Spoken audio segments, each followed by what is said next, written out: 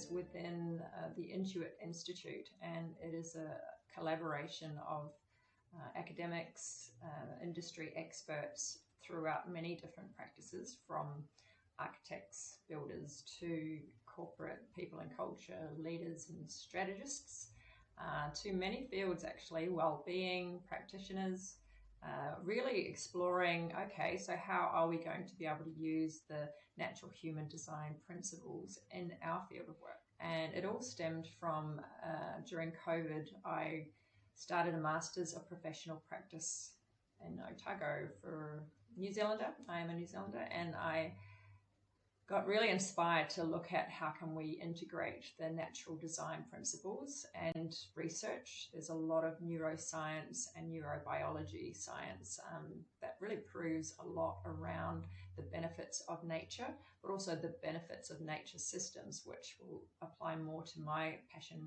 in the area of human potential. So it's a pretty exciting collaboration of people, all from all walks of life. I would like to make it as diverse and as inclusive as possible so that we can really explore 6 simple principles, which I'm calling natural human design, which we can apply everywhere. And it's something that I don't want to totally own.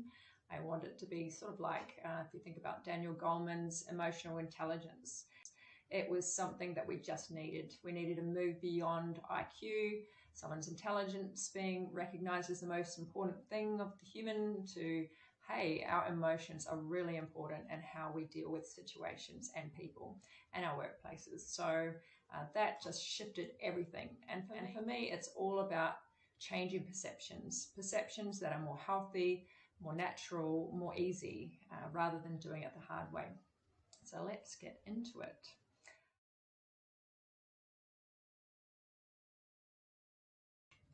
Generally, so there are 6, and I have worked with, done market research and really explored this with many people, that these 6 areas are immediately beneficial to incorporate.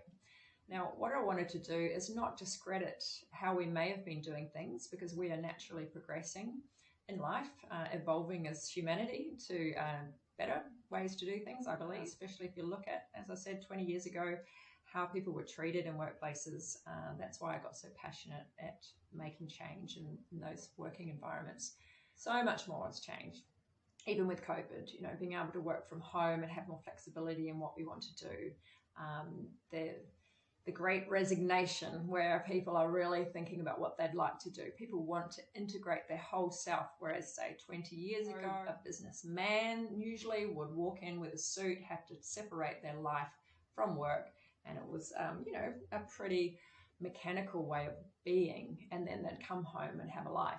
So obviously it's changed considerably, but let's just explore that there is a comparison. There is what I'm calling flow as the first principle, over effort. So effort is a huge one that's still applicable to a lot of people. I have to work hard to make things happen. Actually, if you work hard, it's like the analogy of a vacuum cleaner. If you've got a vacuum cleaner and you're working really hard, but you haven't plugged it in, what's the point? So the idea of flow is actually, obviously you want the electricity and the switch to be working, and then do and apply. Now, if you want to work hard, fine, but get the basics in place. Otherwise, often people are working hard and things aren't being achieved. And there are different approaches, like as an agile coach and leader, I work with that as a principle, which is very similar to this. It has something over something, individual interactions over processes and tools. Now, processes and tools are really important, just like effort, but if we don't have the first, which is great individual interactions, you're not going to achieve anything with processes and tools. So flow, I can't go into it too much now, but it can be applicable to everything. How can we work with the momentum of what is before us and adjust course with wise intention and consideration, rather than being resistant and forcing and often not meeting the mark? Connection is something we all talk about, but ultimately, how are we connecting And these principles aren't just about, connecting with other human beings. They're about connecting with yourself, connecting with your body, connecting with your emotions, connecting with how are you feeling, what's going on right now. And that's why when I do coaching in these 6 areas, it goes deep. It goes to places we may not have explored, but in a very easy way. It's not a deep, serious, dark, got to go to the shadows only to find out about ourselves. It's just reconnecting. It could be as simple as breath to ourselves. And then through how we do it with ourselves, we then do it quite effectively with others. And often great courses that are all about, how we can communicate better just don't seem to work sometimes when we're, for example, in a bad mood. So the idea of connection is over separation. We have been encouraged to see ourselves as separate. We have been encouraged to not feel that safe with, for example, a leader who has a leadership shadow that's not so nice, that may, if we rock the boat, cause us to lose our job.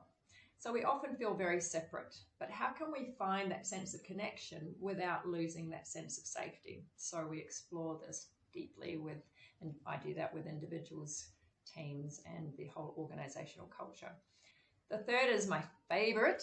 I moved to Manly Beach in Sydney, and I use this example a lot. You'll find I think about the ocean. I'm one of the bold and beautiful swimmers, they call them, B&B, and we swim from one point of the South Manly right around to Shelley Beach and back through the ocean. And just that whole idea of swimming in the unknown, swimming where there are very friendly little sharks, swimming with the most diverse marine life I've ever seen in a city, and swimming to the point that I went from not being able to, do this by myself to comfortably swimming across that open ocean by myself. And there's so much to this. What it is that nature helps us with the unknown. Nature helps us extend ourselves, and we need this now, especially today, in the uncertain times of the future. How can we embrace it? Whereas we've had in the past, corporate and business and government organizations have been very mechanical in a way that it's like, we need safety, we need predictability, but we know now that that's not usually the way in which we can function fluidly and with resilience and adapt and just shift if it's not working.